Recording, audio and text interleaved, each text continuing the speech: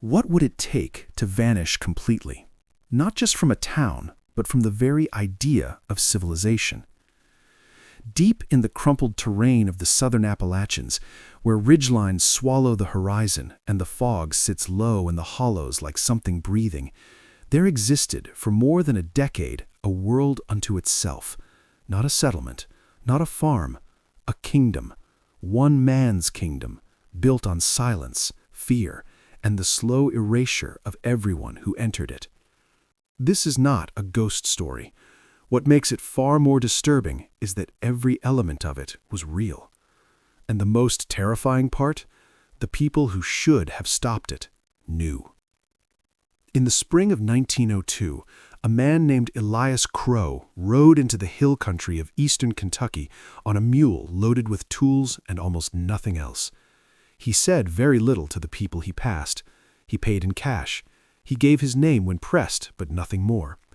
What he did carry, louder than anything he said, was the kind of stillness that makes other men nervous, the kind that doesn't come from peace, it comes from practice.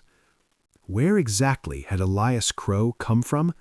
That question would haunt investigators for the next 20 years.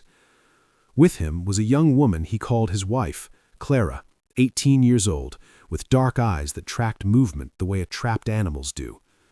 She walked a half step behind him at all times. When shopkeepers greeted her directly, she smiled the way someone smiles when they've been taught to, not because they feel it, because they've learned what happens when they don't. No one in the region had record of their marriage. No church, no courthouse, no family on either side came looking for them. It was as if both had simply materialized from the mountains themselves, one to command them, one to be consumed by them.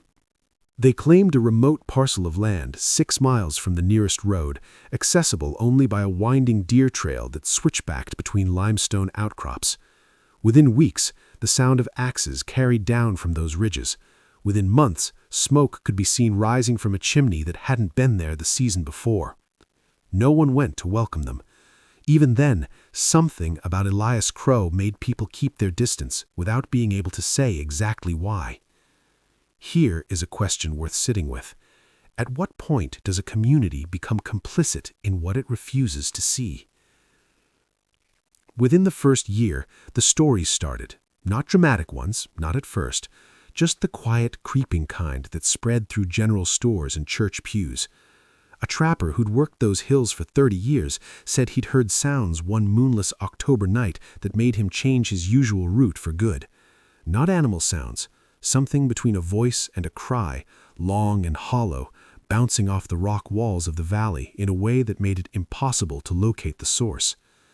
A farm wife from 3 miles east said Clara had come to the road once, alone, which was unusual, and stood at the fence line for nearly 10 minutes, just staring south toward the flatter country below.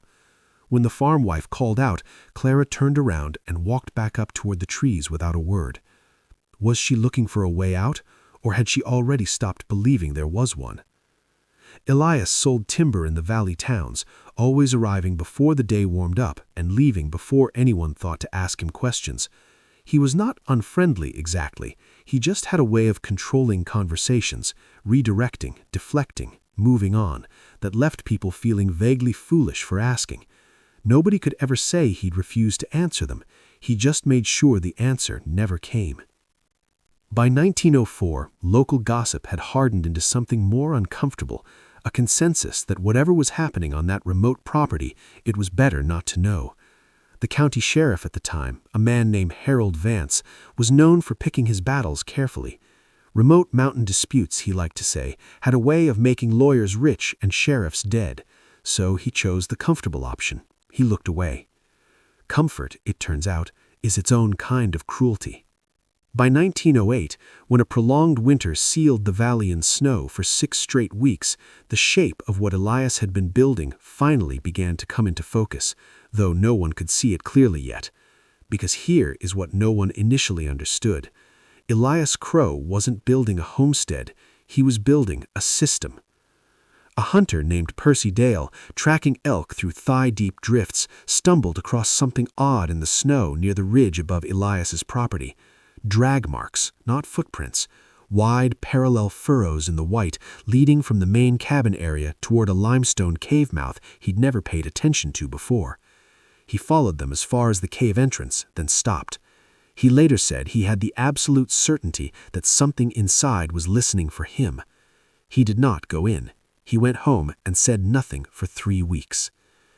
When spring came and a farmer named Absalom Webb went up the hill looking for tools he believed had gone missing from his barn, he found Elias standing at the cabin door with a splitting maul resting on one shoulder. Webb described the encounter to everyone who would listen afterwards. He hadn't threatened him. He hadn't needed to. He simply looked at Webb with an expression of complete certainty, a man who knew exactly how much power he held, and waited.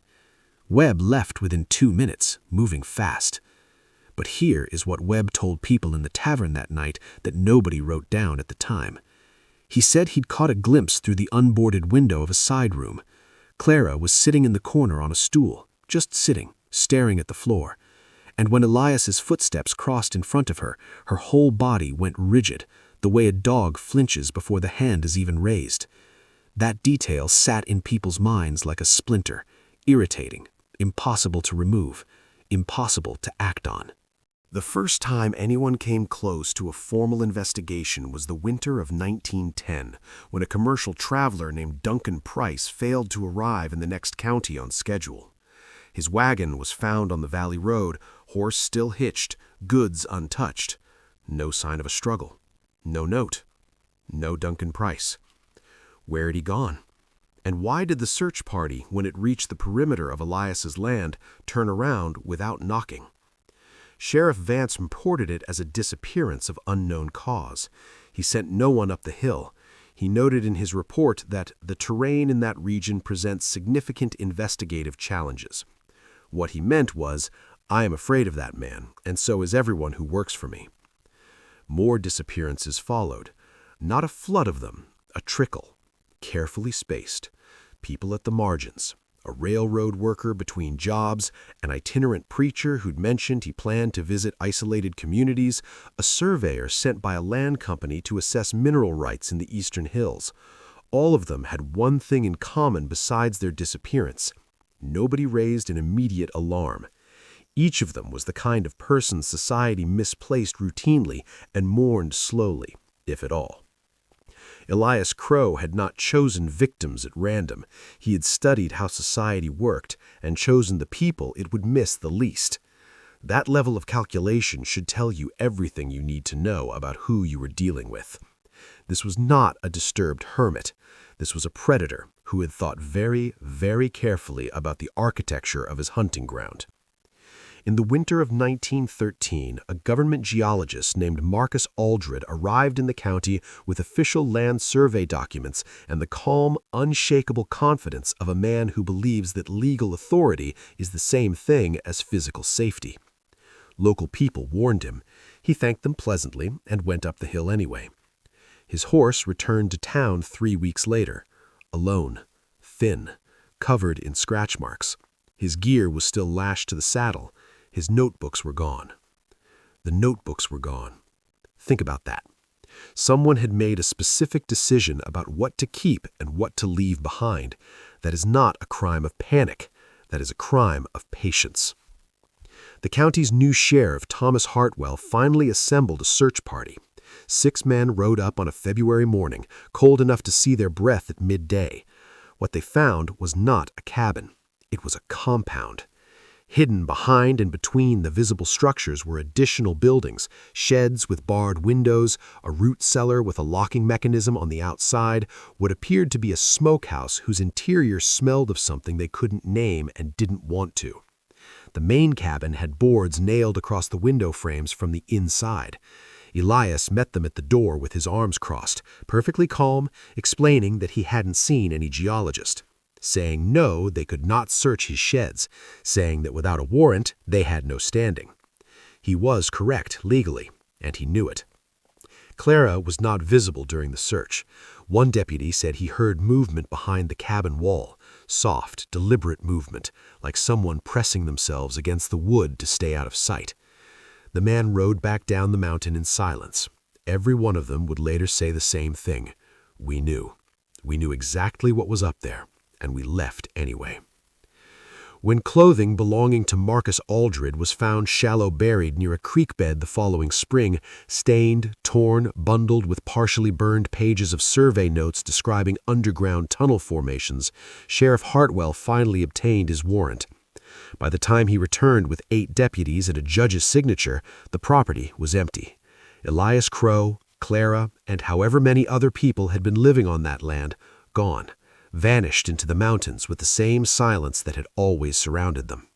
The furniture was still there, the tools, the pantry stocked with enough food for months, but no people, as if the mountain had opened and swallowed them whole. But the investigation of the empty property revealed something that changed everything, because it turned out the mountain hadn't swallowed them. The mountain had been their collaborator all along. Beneath the compound, accessible through a hidden hatch under a false floorboard, was a network of tunnels, not natural formations, or rather, not purely natural. Someone had taken the existing limestone passages and enlarged them deliberately, systematically over years. The walls bore tool marks, there were ventilation channels, alcoves carved at regular intervals. The tunnels connected the main property to the cave Percy Dale had seen years earlier, and from there branched toward observation points above 3 separate trail approaches. Whoever entered that valley, Elias had been watching them before they ever came close to his door. Deputies found in a carved-out side chamber deep in the mountain evidence that people had lived there for extended periods, makeshift beds, burned candle stubs, remnants of food, and on one wall scratched into the limestone with something sharp was a calendar, day marks spanning what appeared to be several months. Someone had been keeping track of time in the dark. Who had made those marks? How long had they been down there, and had they ever come back up? The most significant discovery came from beneath the secondary structure's floorboard, a water-stained journal wrapped in oilcloth. The handwriting inside was shaky and inconsistent, as if written under duress or in poor light, or both. The journal had no name on its cover, no date on its first page, but the entries inside described in careful and heartbreaking detail a life defined by confinement, days that blurred together, tasks assigned and completed, meals taken in silence, the gradual disappearance of any sense of time as an entity separate from Elias's schedule. The writer never described him by name, only as him, or the one who decides. The last legible entry was dated sometime in 1912, and it stopped mid-sentence in a way that allowed no comfortable interpretation. Read that again. Mid-sentence. The pen stopped. Think about what that means. Sheriff Hartwell sent the diary to a handwriting analyst in Louisville. The analyst confirmed it was likely written by a female based on several stylistic markers of the period, but without a name, without any identifying personal detail, it was inadmissible as evidence of anything specific. It was just a voice from underground, speaking to no one, reaching no one until it was too late to matter. In the summer of 1914, a woman came to Hartwell's office.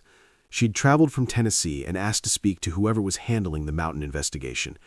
Her name was Abigail Stone, and she said that several years earlier she had been held on that property for nearly 8 months before escaping during a storm. Why had she waited so long to come forward? Her answer is one of the most revealing things anyone said during the entire investigation.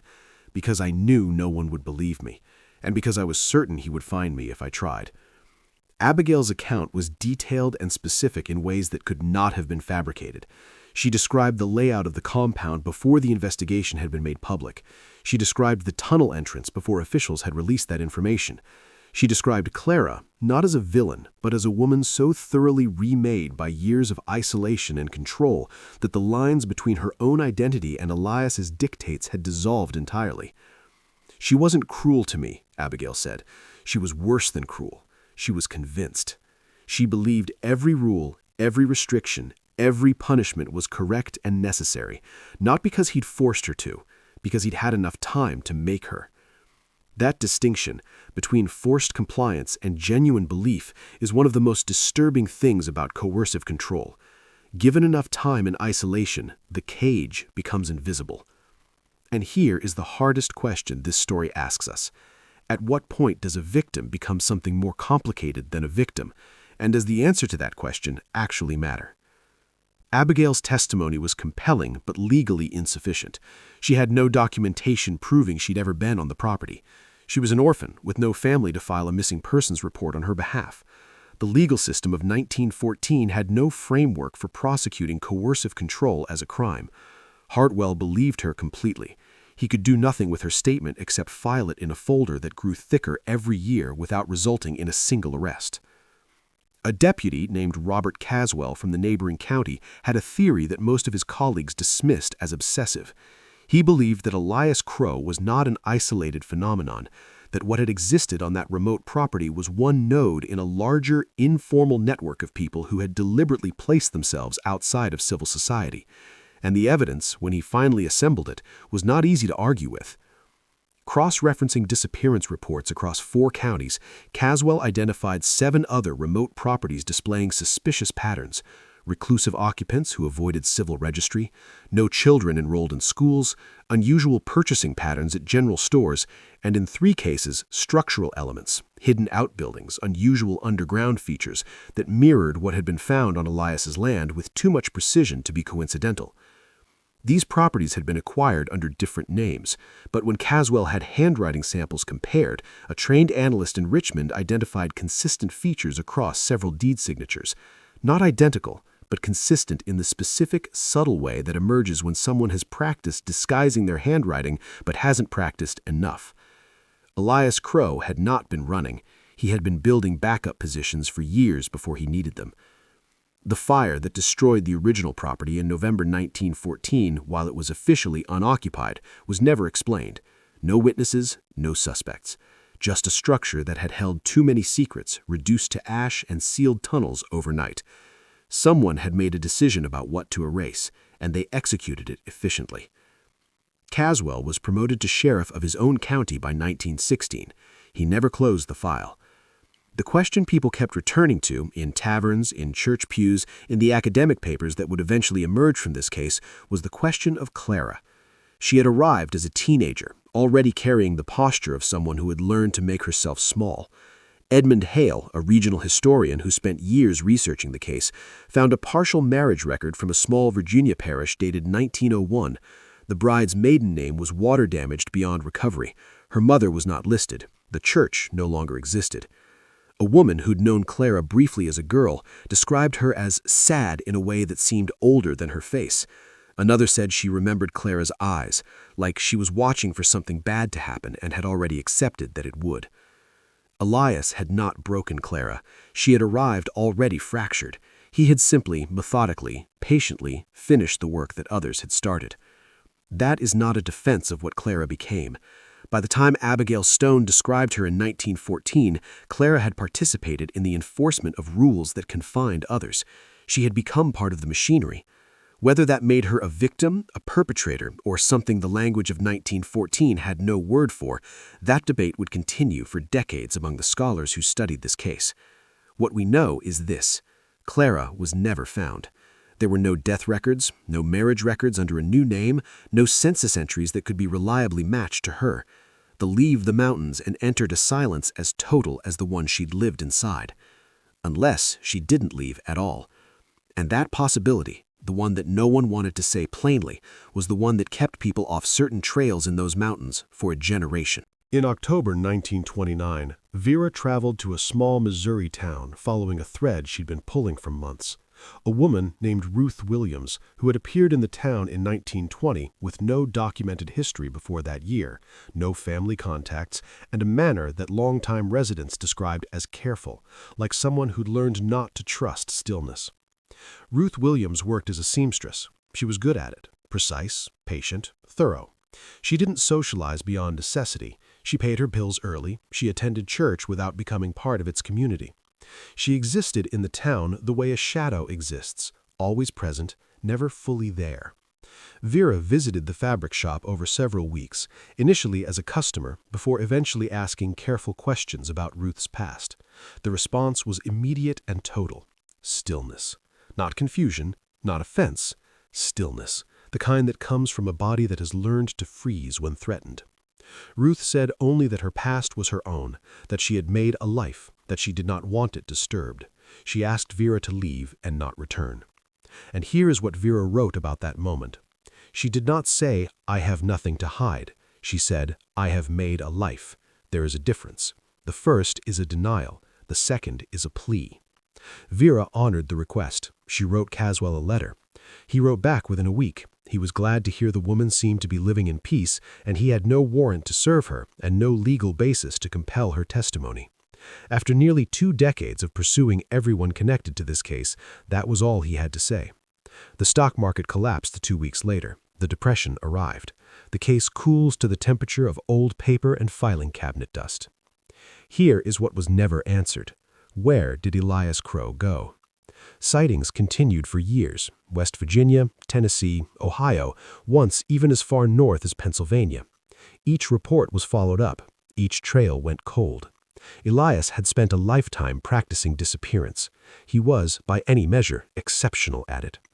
Caswell's last working theory, written in his case notes in 1926 after receiving a deathbed statement from a man who claimed to have worked with Elias during the early Prohibition years, was that Crow had not been purely self-sustaining. He'd been connected, trading his knowledge of mountain geography to bootleggers who needed discreet routes through the hills, receiving in return the money and protection that multiple properties and sustained flight require. The network Caswell had mapped was not purely ideological, it was partly commercial. The tunnels under the mountains had served more than one master. That realization that the monster had been useful to other monsters and therefore protected by them recast the entire failure of official response in a darker light. It wasn't only that sheriffs had been afraid, or passive, or disinterested. Some portion of the inaction had been, in the ugliest sense of the word, purchased. And the most disturbing question remains this: how many investigations since, in how many places, have failed for exactly the same reason? Not because the evil was too well hidden, but because it was too well connected. The property sites reclaimed themselves quietly over the following decades. Timber collapsed the cabin roofs. Moss covered the foundation stones. The tunnel entrances, deemed unsafe, were sealed by the county or fell in of their own weight. Hikers who came through those hills in later years found nothing unusual, just old rock and old growth, mountain silence, the particular quality of air that sits in hollows where the sun takes its time arriving. The mountains do not explain themselves. They do not apologize. They receive whatever is given to them, and they do not give it back. Elias Crow is presumed dead, though no body was ever recovered. Clara's fate remains unknown. The unnamed writer of the Underground Journal was never identified. The people who disappeared into that hollow were never found. Some debts, as Clara herself once said to a shopkeeper who tried to make conversation, can only be paid in silence. She said that in 1911. In 1929, a woman in Missouri said almost the same thing to a journalist asking about her past. Whether it was the same woman or just the same wound speaking, that question, like all the others at the heart of this story, will stay unanswered. Some stories don't end, they just stop being told out loud. The mountains are still there. They know everything, and they've never said a word.